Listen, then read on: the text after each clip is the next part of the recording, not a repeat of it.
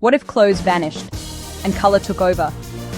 Imagine a world where the fabrics we use to define, hide, or express ourselves were replaced by something more fundamental, more personal. Welcome to a festival where body paint replaces clothes and the human form becomes the ultimate expression of art. I arrived to a city that dresses in color instead of clothes. The very air seems to hum with a different frequency, a vibrant energy that flows from the kaleidoscope of people moving through the streets. It's a collective exhale, a shared decision to step outside the lines of the everyday. The purpose here is not to shock.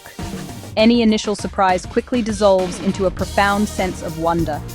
It is not meant to provoke. The atmosphere is one of mutual respect, a quiet understanding that this is a space built on trust and creative freedom. The true intention is to celebrate the human body as a moving canvas. Each person becomes a living, breathing sculpture, a temporary masterpiece that will exist only for a day. The transformation begins at dawn. From sunrise, you can hear the gentle, rhythmic percussion of soft brushes tapping like tiny drums, a sound that signals the start of 1,000 creative journeys.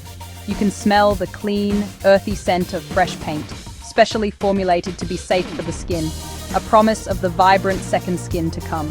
And you can see faces, so many faces, each one a unique landscape, being turned into living stories, their expressions becoming part of the art itself. This is a global body paint festival, a gathering of artists, models, and admirers from every corner of the world, drawn together by a shared passion for this ephemeral art form. The streets feel like an open-air museum where the art breathes, moves, and interacts with you. It smiles, it shifts in the light, and sometimes it politely asks for a touch-up. But body painting is not new. It is an ancient language, one of the oldest art forms known to humanity. For thousands of years, communities across the globe used natural pigments derived from the earth to mark belonging, to signify status, and to connect with the spiritual world. Ochre, with its deep, resonant reds and yellows, was one of the first pigments used by our ancestors. Clay, in its myriad of earthy tones, provided a canvas for intricate patterns and symbolic markings, and charcoal, the blackest of blacks, offered stark contrast and powerful lines for storytelling. These traditions live on in ceremonial designs in parts of Africa and Oceania, where patterns can denote lineage, tribe, or a rite of passage. They are seen in vibrant festival colors that signal joy and renewal, connecting modern celebrations to ancient roots. Modern festivals took this deeply personal practice and transformed it into a form of public art, accessible to all. In the late 1990s, a European organizer helped spark the first of these large-scale gatherings, establishing a clear message from the outset. This is about art, creativity, and community. Walk with me, and let's look closer. As you slow pan across the crowd, the sheer diversity of imagination is breathtaking. You see butterflies blossoming on shoulders, their wings seemingly ready to flutter with each movement. Entire galaxies swirling across backs, turning skin into a cosmic tapestry of nebulae and stars. And delicate vines climbing along arms, transforming limbs into branches of an enchanted forest. The details are where the magic truly lies. Let's look at the faces first. A smile tucked under a tiny, perfectly rendered leaf motif. A playful wink hidden within a constellation painted across a cheekbone. Eyes lined with biodegradable gold dust, catching the sun with every blink and turning a simple glance into a moment of brilliance. The artists themselves are magicians of patience and precision. Their tools are extensions of their imagination. Some sketch freehand with tiny, fine-tipped brushes, their steady hands weaving intricate filigree patterns that seem impossibly delicate. Some use an airbrush to lay down seamless gradients, creating illusions of light and shadow, like a sunrise spreading across the skin. Others prefer to sponge on textures, building up layers to create the shimmering illusion of mermaid scales, or the rough, weathered texture of tree bark, or even the ethereal softness of clouds. Layer by layer, a new identity is formed, a second skin of pure imagination. The soundscape of the festival is a symphony of human connection. Around us, the gentle clicks of camera shutters from respectful photographers capturing the fleeting art. There is soft laughter, the universal language of joy and shared experience. And in the background, The gentle melody of a busker's distant guitar provides a constant, soothing soundtrack. Tourists and locals alike lean in, their faces filled with fascination, and then step back with a smile, their curiosity satisfied and their appreciation evident. This entire ecosystem of creativity is built on a foundation of consent. Every model actively chooses their design, collaborating with the artist to bring a shared vision to life. They decide on their level of coverage, ensuring their comfort is paramount, and they agree on their limits, a conversation formalized with signed consent forms that protect both artist and model. A network of support is visible everywhere.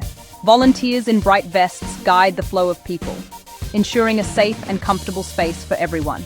Staff are always nearby, ready to hand out shawls for warmth or modesty. They offer soft robes for participants to wear between painting sessions or while walking through public areas. This culture of care is what makes the festival feel so welcoming. To keep the creativity fresh, the themes change each year, offering new challenges and inspiration for the artists. One zone might be dedicated to underwater worlds, where bodies are transformed into vibrant coral reefs using neon blues and gentle pinks.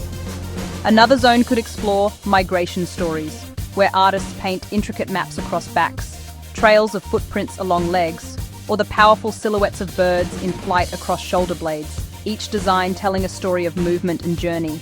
But the festival's most magical transformation happens after sunset. As the daylight fades, the main lights shift, and special UV paints, invisible during the day, begin to wake up under the black lights. A collective gasp ripples through the crowd as hidden galaxies ignite on skin, secret patterns emerge, and dancers glow like constellations of fireflies in the night. The art takes on a second life, a nocturnal alter ego. But is this art form accepted everywhere? Not equally. The journey to public acceptance is as varied as the designs themselves. Some cities embrace it wholeheartedly, issuing permits and collaborating with organizers. They establish designated family zones where children can get their faces painted, and they support education booths that explain the materials, the history, and the meaning behind the art.